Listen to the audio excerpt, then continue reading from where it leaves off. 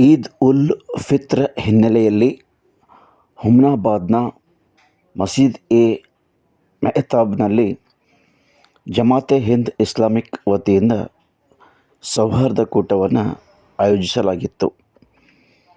ಕಾರ್ಯಕ್ರಮ ಉದ್ದೇಶಿಸಿ ಮೌಲಾ ಸೈಯದ್ ಕಲೀಮುಲ್ಲಾ ಹಾಗೂ ಅನುಭವಿ ವಿಷಯ ತಜ್ಞ ಜಾಕೀರ್ ಹುಸೇನ್ ಅವರು ಮಾತನಾಡಿದರು. ಈ ಸಂದರ್ಭದಲ್ಲಿ ಗಣ್ಯರಾದ ಮಾಜಿ ಸಚಿವ ರಾಜಶೇಖರ್ ಪಾಟೀಲ್, ವಿಧಾನ ಪರಿಷತ್ ಸದಸ್ಯ ಡಾಕ್ಟರ್ ಚಂದ್ರಶೇಖರ್ ಪಾಟೀಲ್, ಭೀಮರಾವ್ ಪಾಟೀಲ್,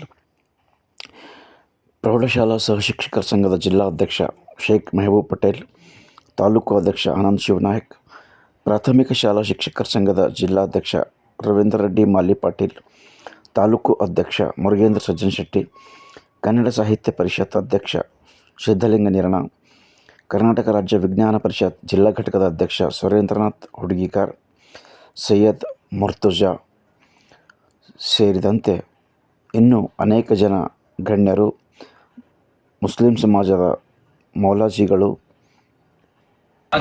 गण्यरू शहर की मस्जिद शेख मेहताब में ईद उल फितर के मौके पर रमज़ान के ख़त्म होने के बाद आज की जो ईद है, बड़ी ईद उल फितर के मौके पर यहाँ गेट टुगेदर प्रोग्राम रखते हुए तमाम हमारे भाइयों को, हिंदू मुस्लिम और सारी बिरादरियों को, हरिजन गिरिजन ईसाई सिख ईसाई सबको यहाँ बुलाकर वेलकम किया गया और ईद का रिफ़्रेशमेंट दिया गया और इसके साथ साथ शांति का, अमन का, सलामती का संदेश और मोहब्बत का पैगाम यहाँ हम सब मिलकर आज ईद के रिफ़्रेशमेंट लेते हुए यहाँ पहुँचाया गया है।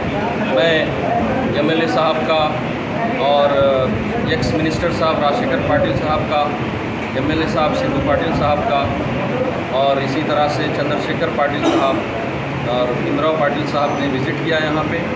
हम उनके आभारी हैं, शुक्रगुजार हैं, हमारी दावत पर यहाँ तशरीफ़ लाए। इसके साथ साथ हमारे टीचर्स यूनियन के सदर, डिस्ट्रिक्ट अध्यक्ष, तालुका अध्यक्ष रविंद्र रेड्डी साहब और मुरुगेंद्र साहब, सुरेंद्र साहब, हमारे महबूब पटेल साहब, तमाम हमारे जितने भाई यहाँ पर आए हैं, मैं उन सब का वेलकम करता हूँ।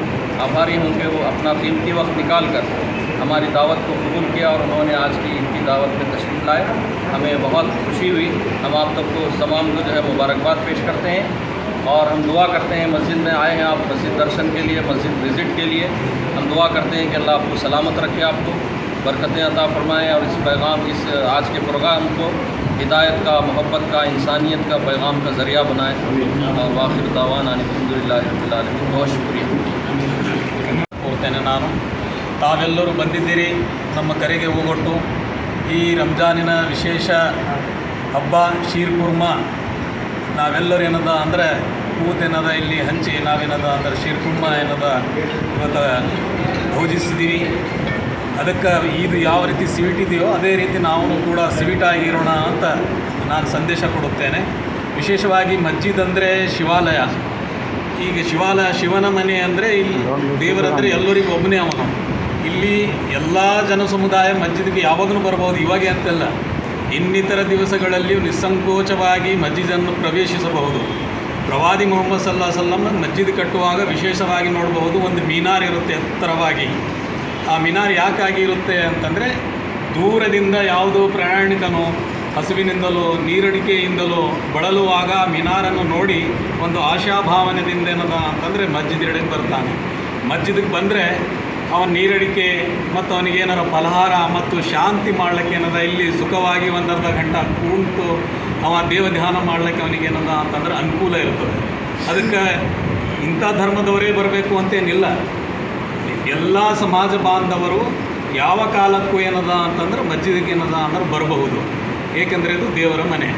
ಅಂದರೆ ರಂಜಾನಿನ ವಿಶೇಷತೆ ಹಬ್ಬ ಕುರಿತು ಏನದ ಅಂತಂದರೆ ಪ್ರತಿ ವರ್ಷವೂ ಕೂಡ ಯಾವ ರೀತಿ ಆಚರಣೆ ಮಾಡ್ತಾ ಇದ್ದೀವಿ, ಮುಂದೂ ಕೂಡ ಈ ರೀತಿ ಆಚರಣೆ ನಾವು ಮಾಡ್ತೀವಿ ಅಂತ ನಮ್ಮ ಕಲೀಮುಲ್ಲಾ ಸಾಹೇಬ್ರು ಏನದ ಅಂದರೆ ಆಶ್ವಾಸನೆಯನ್ನು ಕೊಡ್ತಾ ಇದ್ದಾರೆ. ಇದು ಮಿತ್ರತ್ವ, ಸೋದರತ್ವ ಇದರಿಂದ ಬೆಳೆದು ಬರಲಿ ಅಂತ ನಮ್ಮ ಆಶಯ ಇದೆ.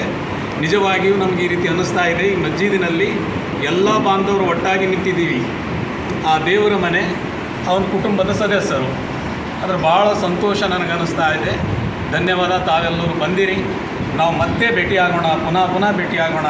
ಮತ್ತು ನಾವು ಕರೆದಾಗ ತಾವು ಮಸ್ಜಿದ್ಗೆ ಬನ್ನಿ, ಇಲ್ಲಿ ಶಾಂತವಾಗಿ ಕುಂತು ನಾವು ದೇವರ ಧ್ಯಾನವು ಕೂಡ ನಾವು ಮಾಡ್ಬೋದು.